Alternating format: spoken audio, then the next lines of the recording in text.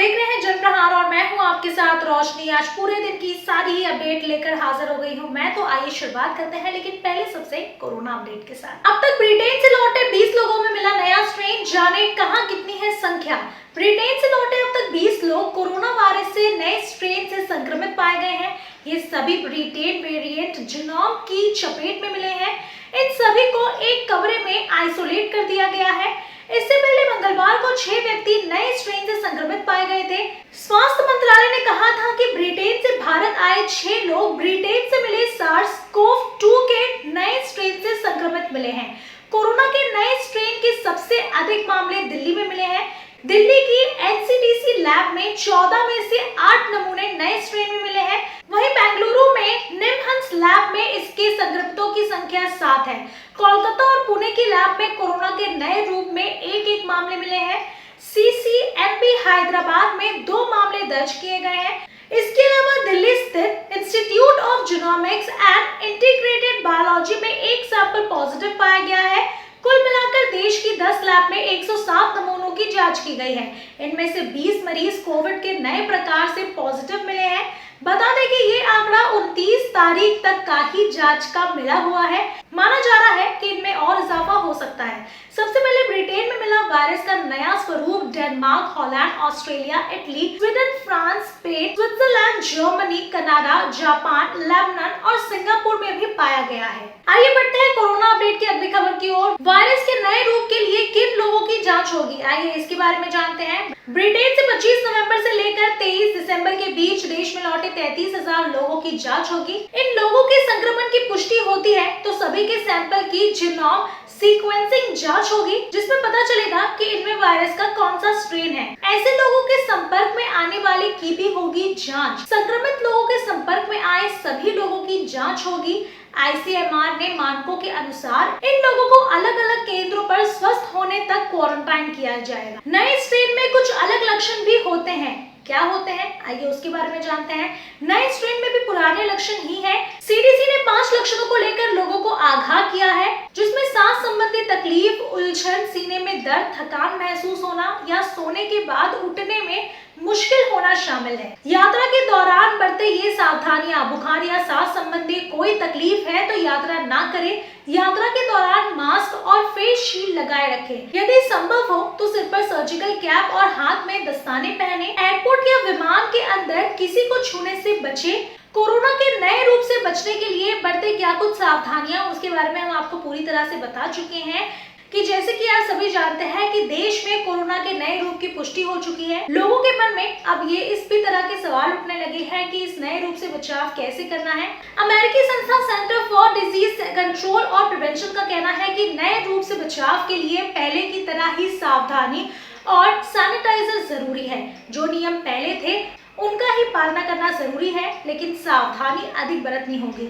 बचाव के लिए नया क्या करें, उसके भी जो तरीके हैं वो भी हम आपको बता चुके हैं कि मास्क पहने, सैनिटाइजर का प्रयोग करें, 6 फुट की दूरी जरूर बनाए रखें, भीड़ भाड़ वाले स्थानों पर जाने से बचें। बस, ट्रेन और विमान, ये सारी ही यात्रा से आप चाहे तो बच के चले या फिर इग्नोर हो सके, नहीं जरूरी है तो ना ही जाए। आइए बढ़ते हैं अब अगली खबर की ओर। लव जिहाद कानून पर बोले राजनाथ, होना ही क्यों चाहिए धर्मांतरण, मैं इसे नहीं मानता सही। देश के कुछ राज्यों में लव जिहाद पर कानून बन गया है और कुछ में बनाने की मांग उठ रही है। इसी बीच रक्षा मंत्री राजनाथ सिंह ने बुधवार को समाचार एजेंसी एएनआई को साक्षात्कार दिया। इसमें उन्होंने लव जिहाद को लेकर अपने विचार रखे। रक्षा मंत्री ने कहा कि बहुत से मामलों में जबरन धर्मांतरण किया जाता है। स्वाभाविक शादी होने और जबरन धर्मांतरण के बाद शादी में बहुत अंतर होता है। राजनाथ से जब पूछा गया कि अब एक हिंदू लड़की यदि किसी मुस्लिम से शादी करना चाहेगी तो वो नहीं कर पाएगी, इस कानून के दुरुपयोग का डर है। इसके जवाब में उन्होंने कहा, हमारा मानना है कि धर्मांतरण होना ही क्यों चाहिए।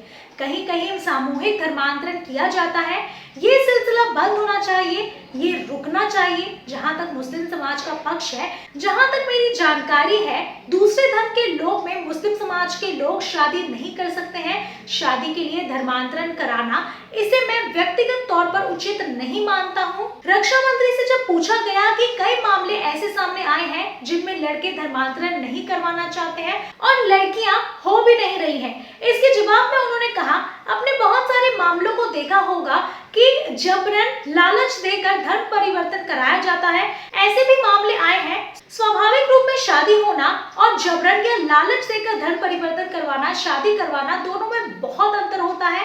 मैं समझता हूँ कि सरकारों ने जो कानून बनाया है उस सारी ही चीजों को ध्यान में रखकर बनाया गया है। भाजपा नेता से जब पूछा गया कि इस तरह के कानून से भाजपा की छवि पर असर पड़ता है, दूसरे धर्म को नीचा दिखा, ये एक नीति का मसला है, मैं ऐसा समझता हूँ। इसके जवाब में उन्होंने कहा, कभी नहीं। मैं तो ये मानता हूँ कि जो सच्चा हिंदू होगा वो जाति, पंथ अथवा मजहब के आधार पर कोई भेदभाव नहीं करेगा, कभी भी नहीं करेगा। आइए बढ़ते हैं अगली खबर की ओर। आइए जानते हैं कि राजनाथ क्या बोले जब उनसे चीन के मुद्दे पर जो स्थिति है उसमें क्या नतीजा मिला, उसके बारे में। भारत और चीन के बीच मई की शुरुआत में वास्तविक नियंत्रण रेखा LAC पर गतिरोध जारी है। दोनों पक्ष के बीच कई दौर की वार्ता हो चुकी है, लेकिन इसका कोई खास असर नहीं देखा गया है, क्योंकि भारतीय सेना पूर्वी लद्दाख में अब भी आक्रमण पोजीशन में तैनात है। इसी बीच केंद्रीय रक्षा मंत्री राजनाथ सिंह ने बुधवार को कहा कि LAC पर गतिरोध को हल करने के लिए चीन के साथ कूटनीतिक और सैन्य स्तर की वार्ता से कोई सार्थक समाधान नहीं निकला है। उन्होंने कहा कि अब भी यथास्थिति बनी हुई है। समाचार एजेंसी ANI को दिए साक्षात्कार में रक्षा मंत्री ने कहा कि अगर यथास्थिति बनी रहती है तो सैनिकों की तैनाती में कमी नहीं हो सकती। उन्होंने भारत चीन सीमा मामलों पर परामर्श और समन्वय कार्यान्वयन की कार्य प्रणाली का उल्लेख किया, जिसकी बैठक इस महीने की शुरुआत में हुई थी। साथ ही कहा कि अगले दौर की सैन्य वार्ता कभी भी हो सकती है। राजनाथ ने कहा, ये सच है कि भारत और चीन के बीच गतिरोध को कम करने के लिए सैन्य और राजनीतिक स्तर पर बातचीत हो रही है, लेकिन अभी तक कोई सफलता नहीं मिली है। सैन्य स्तर पर अगले दौर की वार्ता कभी भी हो सकती है कि कोई सार्थक परिणाम नहीं आया है और यथास्थिति है। अगर यथास्थिति बनी रहती है तो ये स्वाभाविक है कि तैनाती को कम नहीं किया जा सकता है। हमारी तैनाती में कोई कमी नहीं होगी और मुझे लगता है कि उनकी तैनाती में भी कोई कमी नहीं आएगी। मुझे नहीं लगा कि यथास्थिति एक सकारात्मक नतीजा है।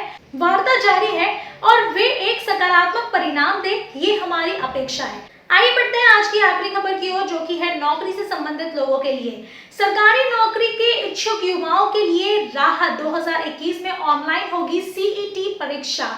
सरकारी नौकरी की तैयारी करने वाले युवाओं के लिए राहत की खबर है। साल 2021 में कॉमन एलिजिबिलिटी टेस्ट ऑनलाइन आयोजित होगा। इस बात की जानकारी केंद्रीय मंत्री जितेंद्र सिंह ने दी है।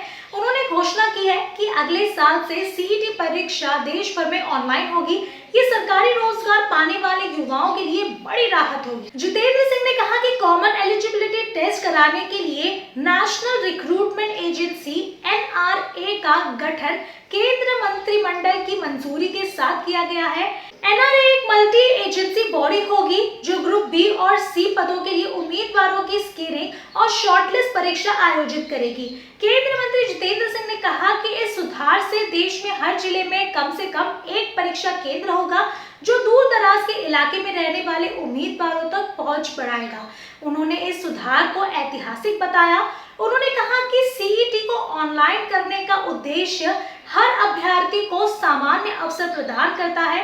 उन्होंने कहा कि कर्मचारी चयन आयोग, स्टेट सिलेक्शन बोर्ड और इंस्टीट्यूट ऑफ बैंकिंग पर्सनल जैसी मौजूदा केंद्रीय भर्ती एजेंसी अपनी जरूरतों के अनुसार भर्तियां करना जारी रखेंगी। CET सिर्फ नौकरियों के लिए उम्मीदवार की प्रारंभिक जांच के लिए होगा, जिसका स्कोर रिजल्ट जारी होने के 3 साल तक मान्य होगा। तो ये एक बहुत ही बड़ी खुशखबरी है उन लोगों के लिए भी जो कि बहुत ही माइन्यूट जगह से आते हैं और पूरी तरह से लाभ नहीं उठा पाते, उनके लिए एक राहत भरी खबर है। फिलहाल के लिए इतना ही। आज पूरे दिन की सारी अपडेट आपको कैसी लगी हमें कमेंट सेक्शन में जरूर बताइए, और अगर आपको आज का वीडियो पसंद आया है तो इसे लाइक, शेयर और कमेंट करना ना भूलें।